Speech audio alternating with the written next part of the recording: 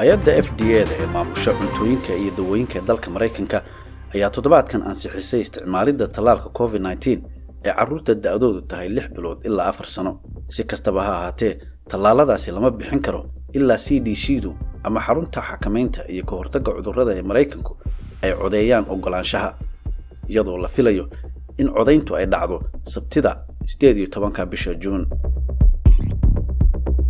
dhanka kale, aqalka cad ayaa sheegay in tallaalku bilaaban karo hornaanta toddobaadka soo socda. haddaba waxaanu arrinkaasi wax ka weydiinay Dr. Axmed Cabdilla Cali, agaasimaha guud ee Othello Station Pharmacy, oo ah farmashiga ugu horeeyay oo qof Soomaali ah ka furo gobolka Washington. horta ilmaha yarka 6 bilood ilaa 4 sano go'aankaas waxaa la gaaray adii 2 asbuuc ka hor baa la gaaray oo FDA Food and Drug Administration iyo maxaa la dhahaa administrationka waddankan ee ansixiyeen ay dhaheen ilmaha yarka da'daas wuxuu dhaxeeya hadda loo ogolaado in la talaalo, laakiin process baa la soo maraa saas ayadoo ah laftigeeda isla markii lagu dhaqaaqo lama dhaho ilmaha hadda la talaalaya. go'aanka dawladda weyn markii ay gaadho waxa ka hooseeya oo ka awood badan state-ka aad joogtid.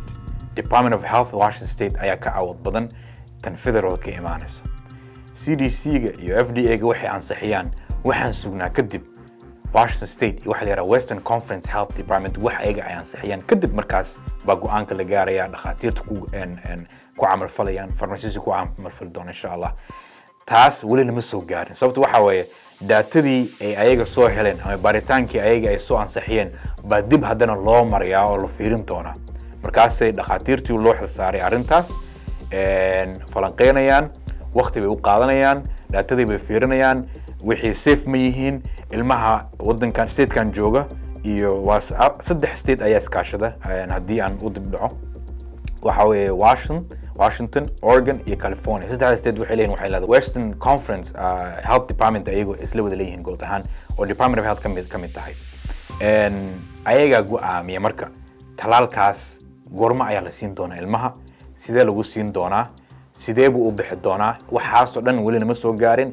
inkastoo aad maqlaysiin CNN-ta iyo meelahaas laga ansixiyay oo la yiri waa la qaad ilmaha waa loo fasaxay ilaa hadeertaan cid wax talaal ka dhama jiro ilaa ayaga baaritaankooda ay waqtigooda ay soo dhameystiraan. waxaana ka mid ah horosaan kuu sheegay talaalkan safe ma yahay. safe hadduu yahay waa check oo loo ogolaan doona. side effect-yada oo baaritaanka markii la sameeyay intaasoo kuman kun ama 100 kun ilma lagu soo baroweeyay maxay la kulmeen haddii wax dhibaato aysan ku arkin kadib way noo fasaxi doonaan. laakiin kuleysa hadda u jeedno waxay u badan tahay in la fasaxi doono sababtoo waxa weeye dawladdeena weyn oo iyo Food and Drug Administration iyo CDC ayagaba sidoo kale waxba iskama ansaxaan haddaysan hayn data aad iyo aad u qiimo leh oo ummadan dhibaato u keenin.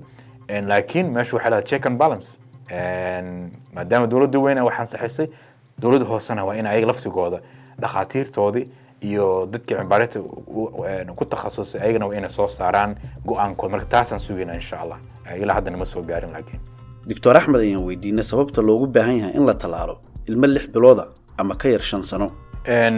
runtii Soomaalida waxaan rabaa inay fahmaan cudurkan saameyntiisa bini'aadamka waxyaalaha dhibaatada uu keenay adduunka oo dhan. xilli waxaa jir 2 sano ka hor aniga adigu hadda anagu fadhina aan u sheekaysan karin oo mask la'aan aan ku wada hadli karin. tanna waxaa sababaysay adigu waa talaalan tahay aniguna waa soo talaala.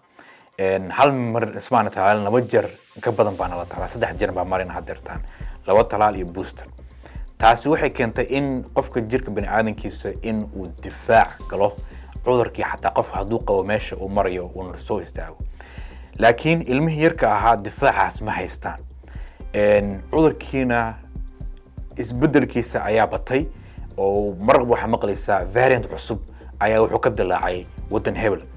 South African variant maqlaysaa, Brazilian variant maqlaysaa, wadamo fara badan adduunka wuxuu noqday magaalo yar. maanta qofka inta ka tago ayuu wuxuu tagayaa Asia, wuxuu tagayaa Africa, Middle East, kadib within 2 days haddana Seattle buu taagan yahay oo waa kula sheekaysanaya.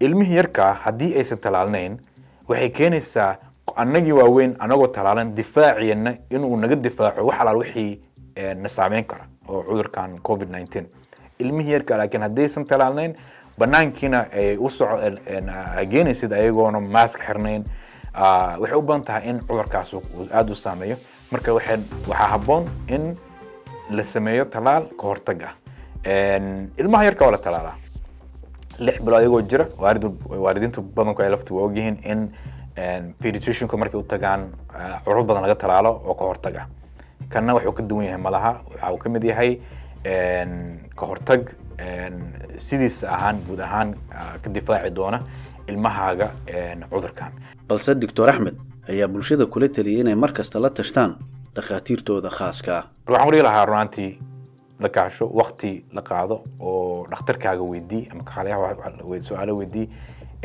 si ugu habboon ilmaha ku taal lahayd waqtigeed markii la gaaro